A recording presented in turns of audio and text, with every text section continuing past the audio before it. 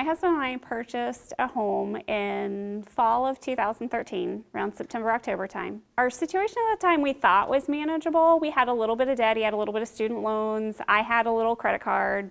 You know, nothing that we thought was a really big deal. We had some cash savings, so we kind of felt comfortable going in and purchasing a home at that point. And then things started to kind of turn around. Right after we bought the house, you know, some of the things started kind of snowballing. You know, first we had to pay his sister back the money that she lent us to come up with a down payment.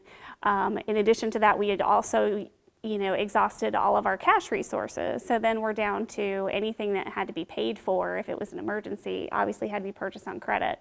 My husband's car died. You know, a lot of these things just started adding up and adding up and adding up. And of course, because we depleted all of our cash, then we're stuck with really trying to find enough money every month to make sure that we're paying all these different little bills. And that's when we thought we were already taxed, that's when we had the huge emergency that happened with our house, which was we realized that we had a very serious mold problem in our basement. We just kept adding and adding and adding debt this whole time. And we went from having, you know, roughly $12,000 worth of debt at the time that we bought the house to it was somewhere in the neighborhood of $107,000 in non-mortgage debt. Financial Peace University is a Christian-based finance course that's put together by Dave Ramsey. It was a course that was offered as a connection group through Story Church. It's a 9-week course. We got together once a week.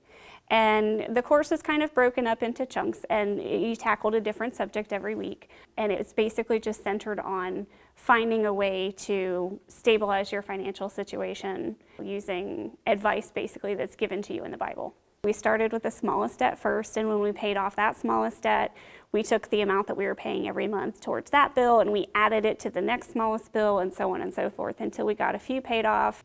More than 100% of my take-home pay every month was going towards paying for debt.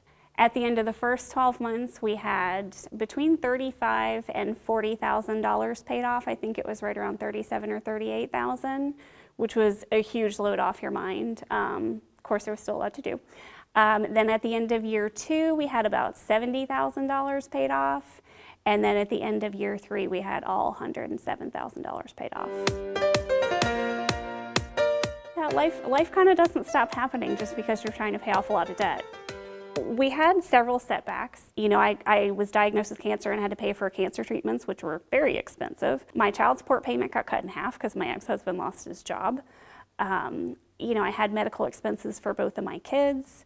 We cash flowed all of that. So we were able to, through strict budgeting, we were able to not only pay for all of those things, but not fall off track with what we were trying to do with our debt snowball. And you know, if you remain focused on the goal and you kind of keep your eye on the prize and you just have faith that God's going to take care of you and take care of what the situation is, that you'll be okay. Really what this boils down to and what Financial Peace really focuses on is attacking the behavior problem.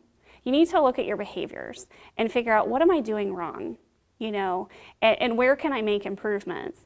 And that's where you start to see a difference in how you're approaching your finances. One of the most common responses I get when I tell people what we were able to do is, oh, well, you must make a lot of money then. And like I mentioned before, you know, it's not a math problem. Everybody knows you need to make more than you spend in order to get out of debt. We don't make 6-figure salaries. You know, it is possible to pay quite a bit towards debt or towards whatever goal it is that you have, even if you don't make a ridiculously high salary. All you need really is a plan in order to get out of whatever financial difficulty it is. There are going to be times, if you start down this journey, there are going to be times that you're going to feel discouraged. There are going to be times that you feel very overwhelmed. But just remember to have a little bit of faith. You have somebody else that's on your side and it's bigger than all of this, you know, and at the end of the day, it will work out.